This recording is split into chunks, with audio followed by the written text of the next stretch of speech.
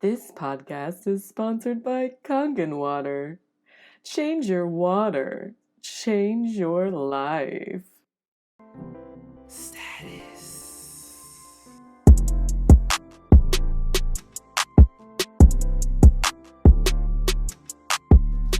Well, hello, John. Hello. How are you doing today? I'm okay. I'm doing okay. Just okay. Yeah. Well, I don't mean okay as a low reference point. For me, okay could be fantastic. Depends on the spectrum in which you analyze it. That's true. And what spectrum do you use? Well, I would say okay is slightly above good. Okay. Okay. Okay. Okay. Okay. So, tell me, what made you decide that you wanted to come see me today for a session? Life coaching has always intrigued me. I might be a life coach myself one day. I think that it might be the right path. But I don't know, there's so much that I've gone through in my life and I want to shed that skin. You know what I mean? I want to shed that excess skin. I want to be free like a bird. Like a snake bird. Oh, Like a snake bird that shed his skin and he's slithering and flying and he's scaring folks and he's having fun. Wonderful. That's what I want. Okay, so you want to be a flying snake. Metaphorically. Okay. So tell me a little bit of, I want you to name 4 characteristics that you associate with the animal snake. Oh, let's see. They slither. Is that a characteristic or an action? You're right. That's not a characteristic. So when you say characteristic, you mean? Like an adjective. I want you to use adjectives. Okay. Sneaky. Okay. Sneaky. Stealthy. Let's see. Sneaky and stealthy is just about all I got. Okay. Let's see. What else is there? They're scary. Okay. To a lot of people. And we can even say intimidating. Okay. And then let's do the same thing for the bird. Oh, 4 characteristics of the bird. Okay. Graceful. Okay. Dim-witted. Okay. Light. Nah, I can't say light because light's not an adjective. Light can be an adjective. I guess it can, yeah. Do you want to commit to that word? No, I don't want to commit to light. I want to keep my options open, keep playing the field. Okay. Or the sky, since we're in bird territory. Nice play on words there. Thank you. Let's see. Birds. They're flighty. Flighty. Okay. But not like in a punny way, you know what I mean? Like they're actually very flight. Have you ever been around an eagle? No. It's scary because you don't know which way they're going to go.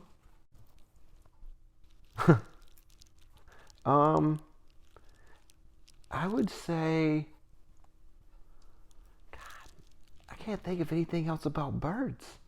So 3 words then. Okay, 3 words that we can live with. That. That's okay. Okay, so you said you wanted to be a snake, but a bird, a snake bird, so to speak.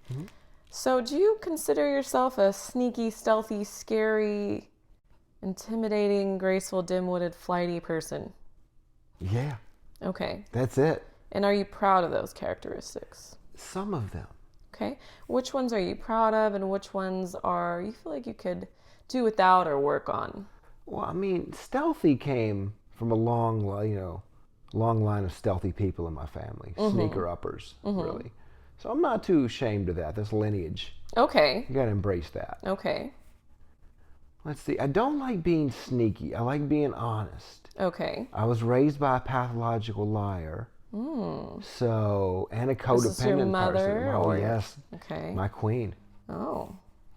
Okay. Mother issues. Good. Okay. And scary? To some people, yeah. Like who? I would say people with a bad interpretation of what white trash is. Okay. Like people that watched like Wild and Wonderful Whites of West Virginia as they went to sleep. Do you feel like a victim of stereotypes? Oh, no. I don't think I'm a victim. I just think I live in a world where they exist. Okay. To be victimized means it has power over you. Good point. I like that. And, I mean, would you say the intimidation's kind of the same reason? Yeah, I would say people find me intimidating because I tend to be serious. Mm-hmm. Even about comedy, something that's, Mm-hmm. we're funny, I'm still serious about it because it's important to me. Okay, so you're a serious guy. Most of the time. Okay. And do you think you're graceful? Depends on what I'm doing. Okay, give me an example of a situation where you would be graceful. Let's see. Say I'm holding a bunch of plates, going through a restaurant, diving, ducking, dodging, dipping, doing that kind of thing. Yeah, I think I could do that with grace. Okay. It's a very blue collar exercise. Okay, so you have experience serving. I have experience running through crowds of people holding plates. Who knows if that's serving? Okay, so were you in a circus once, or? No, I just, Okay. It's been a life. Okay. Any other types of things that you do that would be considered graceful? Oh, let's Maybe see. how you carry yourself. I think your I do. stage I act? think I do comedy with grace. Okay. There's a certain amount of grace to my comedy. Okay. I think you have to be a little bit graceful when you're telling rich people about white trash.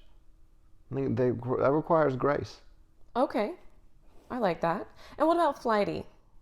Yeah, I'm flighty. And how are you flighty? I don't do anything. The fact that I'm here is because I got along with you and we hung out at a show. Okay. Mm-hmm. But yeah, I cancel a lot. Okay. So you're serious yet flighty. Yeah, it's a weird thing. Interesting. That's because, I'll get insecure about something right before it happens, and it's like those insecurities will build up to fear. Fear causes hesitation. Hesitation causes you to make mistakes. Mistakes causes depression. Oh, okay. Now we're getting somewhere. Let's talk about these insecurities. Okay. What kind of insecurities do you experience? Oh, have you ever done a show for 4 people? Yes, I have. That'll make you insecure. Mm-hmm. You've done enough of those, and then you got to go do another one. Mm-hmm. And it's like, man. What is it about that empty crowd that's making you feel insecure? Do you feel like... Oh, I don't feel like I'm always able to do my craft to the best of my ability when there's only 4 people in the room.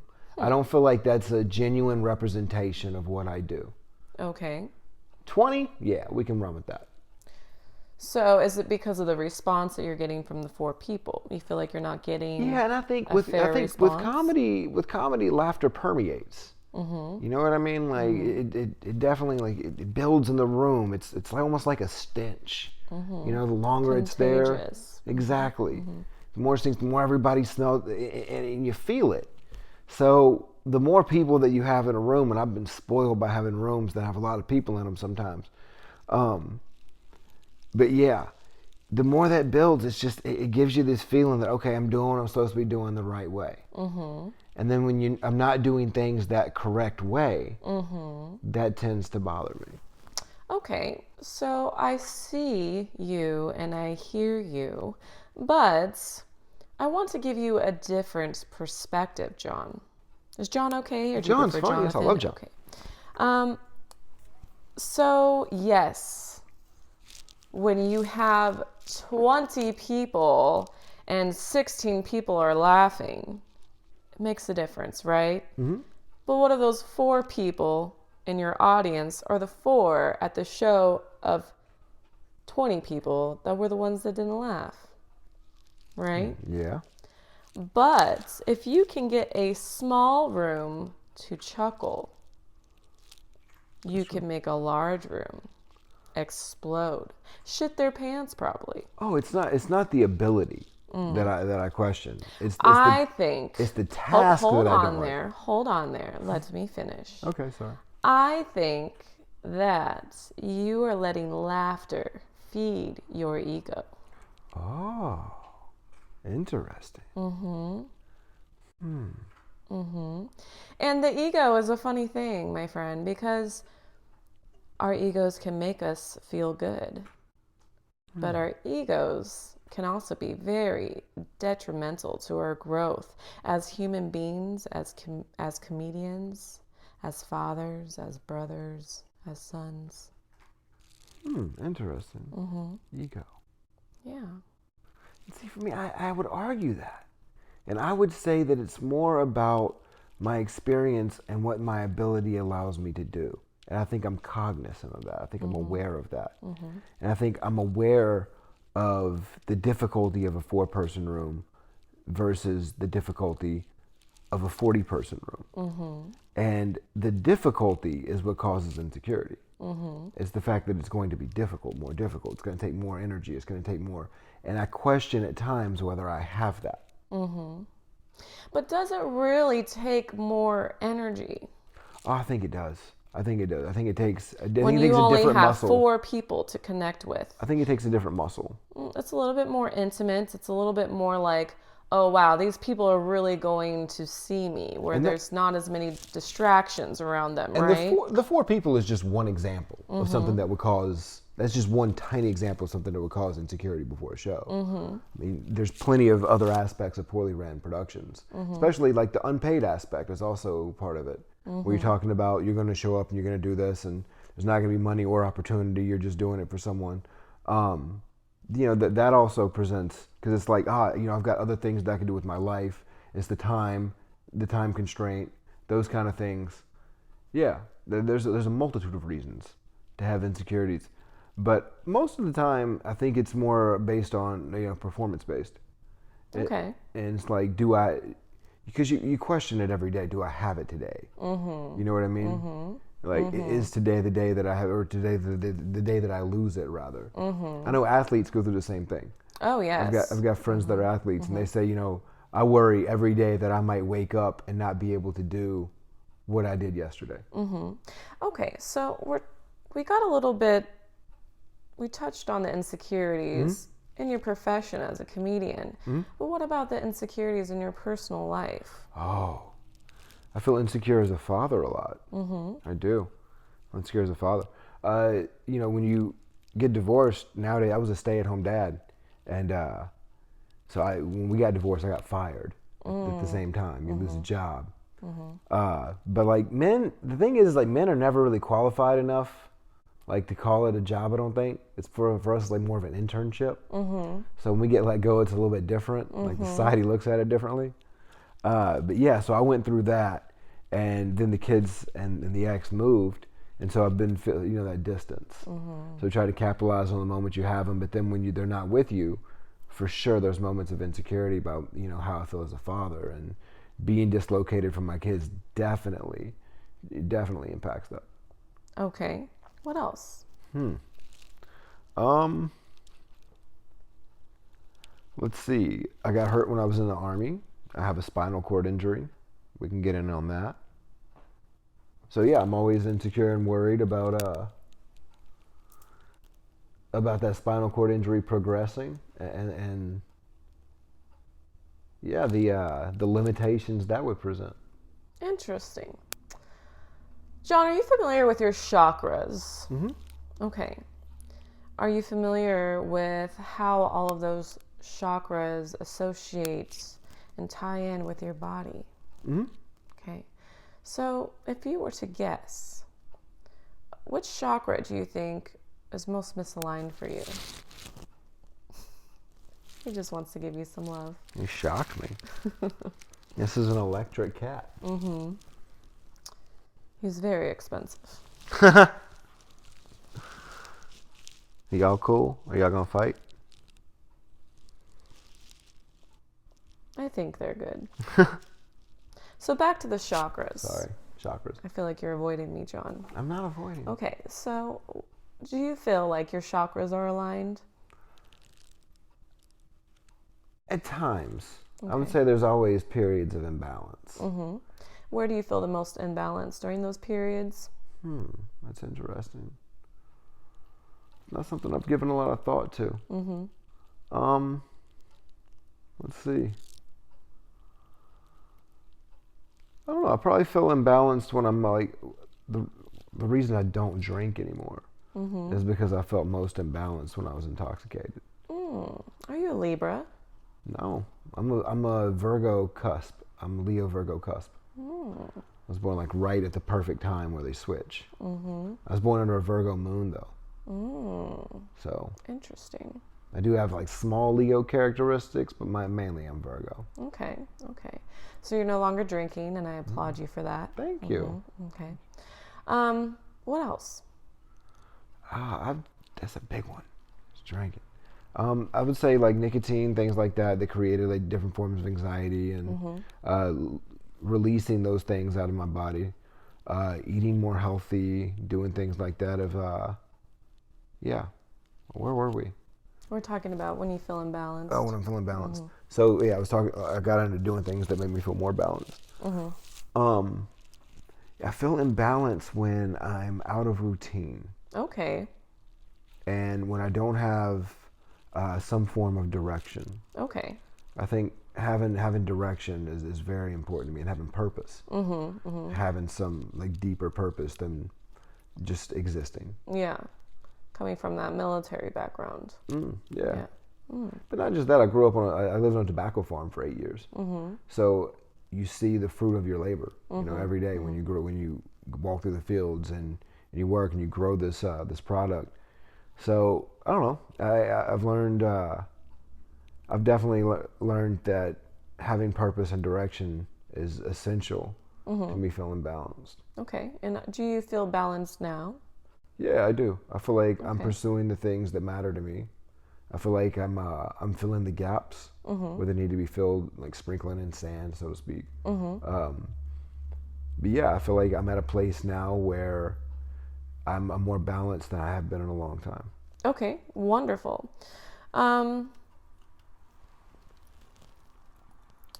So you're feeling balanced. You feel your chakras are aligned now. Yes. Okay.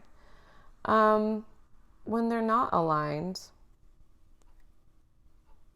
which chakra do you feel is most unaligned? I'm not sure. Not sure? Okay. So it seems like, just from what we've been talking about so far, that you seem like you're in a good place. But again, you mentioned when you first got here that you want to become this bird snake, so to speak. And I'm trying to connect the dots here, John, so if you don't mind helping me. What is it about the snake bird that you want to become, and what do you feel is holding you back from getting there? Oh. Let's see. What's holding me back? Let's go on that first. I feel like my inability to focus at times keeps me from becoming the snake bird that I want to be. Okay. Is there anything else? I feel like focus is a big one. Okay. So what do you see takes away your focus? What's happening when your focus is being disrupted? Bitches? Hoes. No, I don't think bitches is the issue. Okay. Let's see. So what's disrupting? Your focus. My What's focus. disrupting your focus? I blow a lot of tree. Smoke a lot of weed. Bang on the reefer drum, as Matthew McConaughey would say. Okay. Yeah, I mean, we've all got to... I'm going to let go. I'm going to let go of the vice. I know it's a vice, but it definitely affects my focus. Okay, so... And I don't want to be honest about it. I want to admit that it inhibits me because you love it. You know what I mean? Anything that you love, you never want to admit that it holds you back. It does. It really does. It can if you let it. What's the vice? I mean, the vice is the weed, but what is causing you to use the vice? What's happening when you're deciding that you want to smoke? Oh, I think it's accepting reality. If we're being honest here. Okay. And what is it about the reality? But isn't that the case with any type of addiction, though? I mean, any type of thing that you're using to numb yourself, in a sense? So what is it that you're having a hard time accepting that's causing you to bang that reefer drum? Yeah, the dislocation of the kids is a big issue, is a big thing. It's like you never really want to come to terms with how that makes you feel as a dad or a father. And it's easier just to be numb than to confront those feelings sometimes. The other thing is I just really like weed. What do you like about it? I don't know. Have you ever been like really hot and you had like the coldest drink of water imaginable? And it's just like, that's what it's like every time I smoke. It's refreshing. Yeah. Yeah. Yep. That's what it's like. Are you familiar with the Hawkins Scale? No. So the Hawkins Scale... Dr. Steven? No. Oh, man. The Hawkins Scale is your scale of vibration, right? Okay. We naturally vibrate when we're born. This earth naturally vibrates at 432 hertz. Okay. We all vibrate just like a radio signal, right? Yeah. And there's these levels of emotion, right? There's love, and there's hate, and there's fear, and there's vibrations in between that, right? And we naturally vibrate at close to a love frequency, right? There's hate, there's guilt, there's regret, there's remorse, there's grief, there's acceptance, there's hopefulness, there's joy, there's love, and then there's enlightenment, right? And the vibration of Mary Jane is right at that acceptance scale. Interesting, right? Yeah, that is interesting. Just like you said, which I love that you understand that you are partaking in the Mary Jane because you're trying to accept things in your life. So you are aware, which is the first step. So now we have to learn how to deal with these feelings. Okay? You can still use Mary Jane from time to time, and you could even use her to be more creative while you're writing or whatever. And it's important sometimes to get a little retreat and a break. But I think we need to touch these feelings of you as a father up front. You know, it's not your fault. It's not your fault. I know you feel, I'm a parent too, and when things don't work out with the other parents, you know, you feel like in a sense that maybe you failed your kids, you failed yourself, you failed that other person. But those are norms of society that who's to say that's right? Who's to say that that system and that idea of patriarchy works for you? You know, you got to figure out what works for you and your kids. And even though you have time apart from them, it doesn't mean that the time that you spend with them can't be high quality. Oh, agreed. So don't let circumstances determine how you feel about yourself.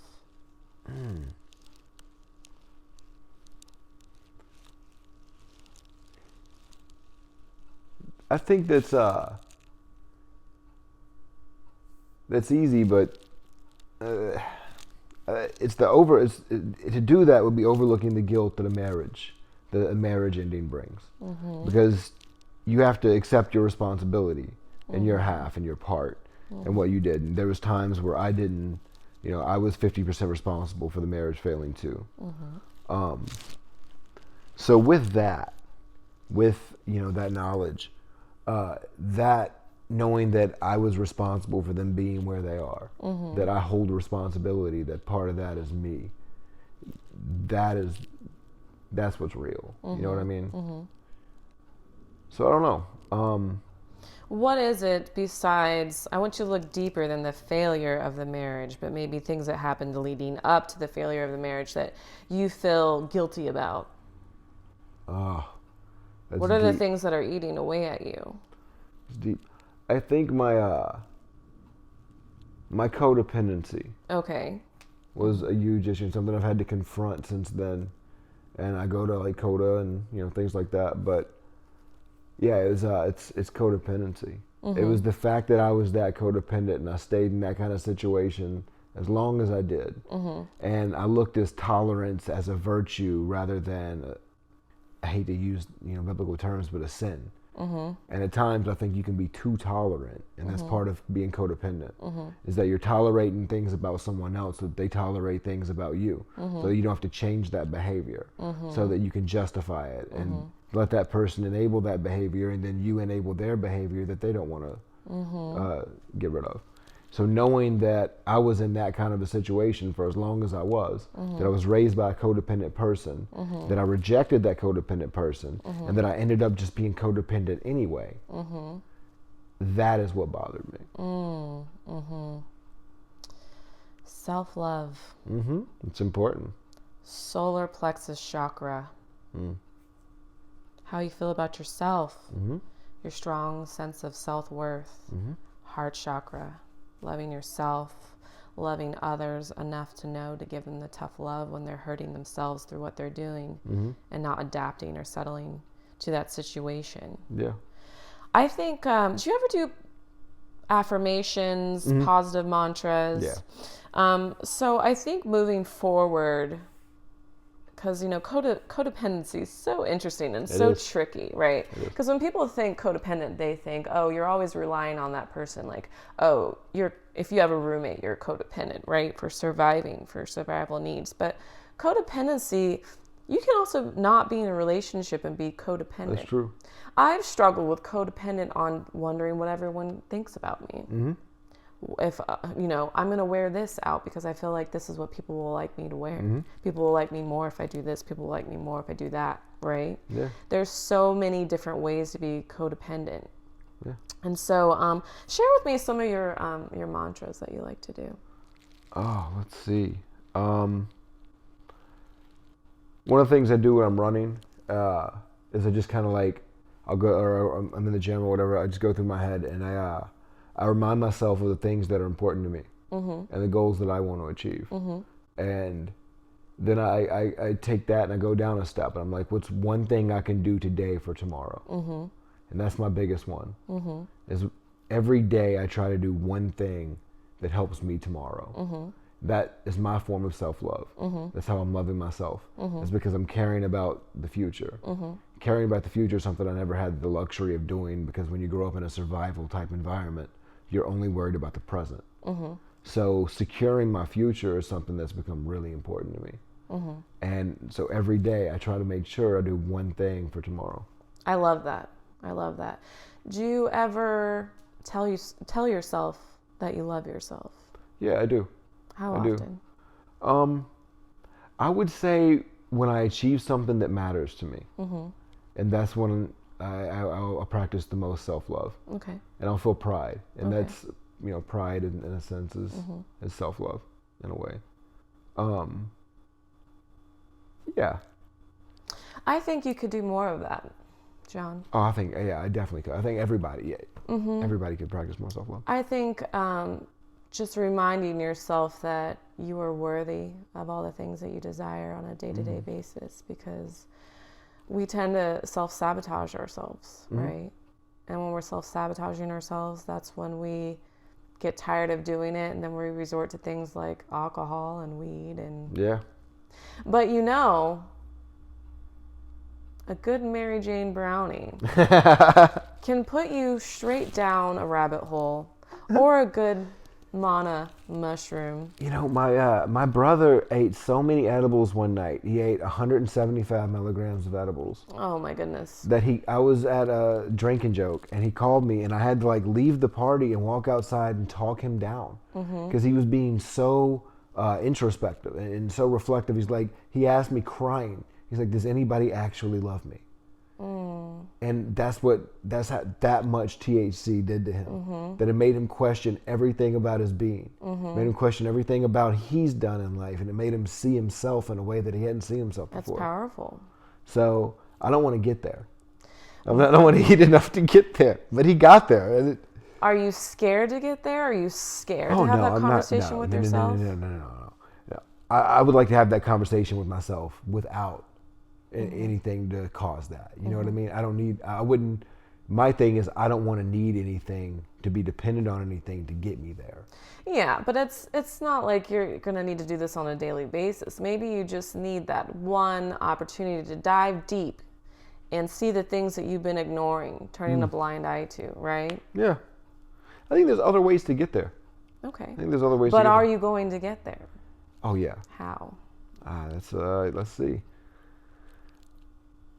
I think psilocybin's another way to get there. I just mentioned Mary Jane Brownie or Amana mushroom. Okay, yeah. Psilocybin's the other way. Yeah, Okay. for sure. But I think, like, have you ever been like in an intense sweat lodge? Like a really intense one? I think I've had hallucinogenic moments when I've been in sweat lodges. And like, intense steam rooms, even hot yoga. Yeah. On hot yoga, I've felt it like a euphoric.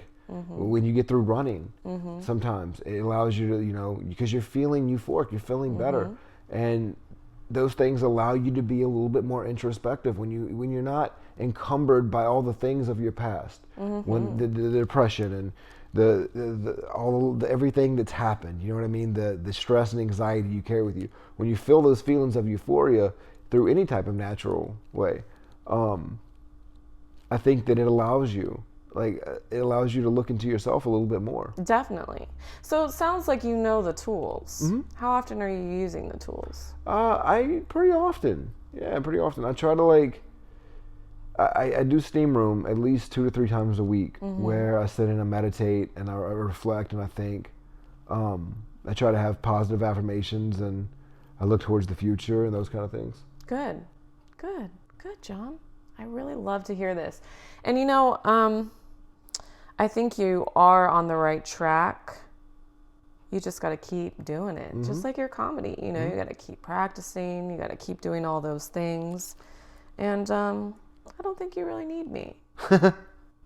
But this was fun. No, I mean, I have lots of people that come in that don't need me. It's just good to talk to someone that's like-minded, a kindred spirit, so to speak, and just to be reminded that you're on the right path, right? Yeah. But yeah, I think you're going to be just fine, darling. Just a little bit more. I want you to do more of that soul searching, because you can be a positive person. You can be a great person. There's a lot of light that shines in within you, and people see that light, but you got to make sure you're seeing that light too. That's when the miracles start to happen, right? I have a scale that I like to use. It's like a pie chart, and I divide it into 6 different areas in my life. So you have love, spirituality, finance, family, work, creativity, right? You just kind of figure out the 6 pieces that make up your life.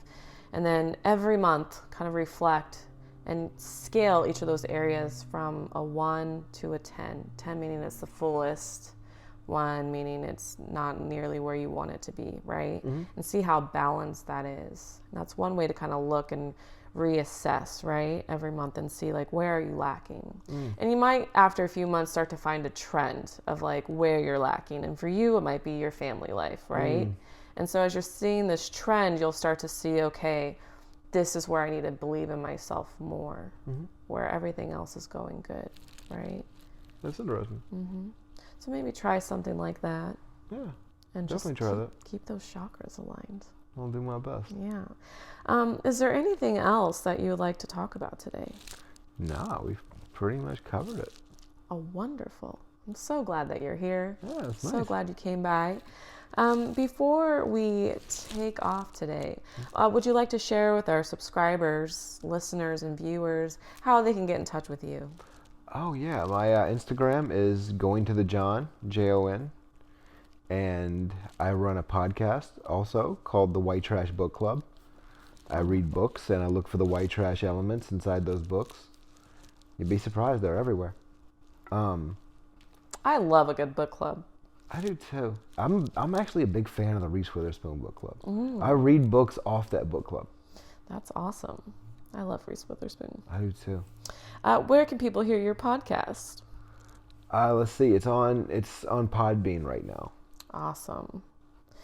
And do you have any weekly shows that you host or monthly shows? I do. I host Triple Threat Tuesdays at House of Comedy. It is a showcase, and we do it on the first Tuesday of every month. Wonderful. Well, thank you everyone for joining us today. And if you'd like to learn more about John, feel free to visit my website at www.lifecoachingcomedians.com. Make sure you keep your chakras aligned and practice yoga daily. Be well and namaste. Go be your own snake bird.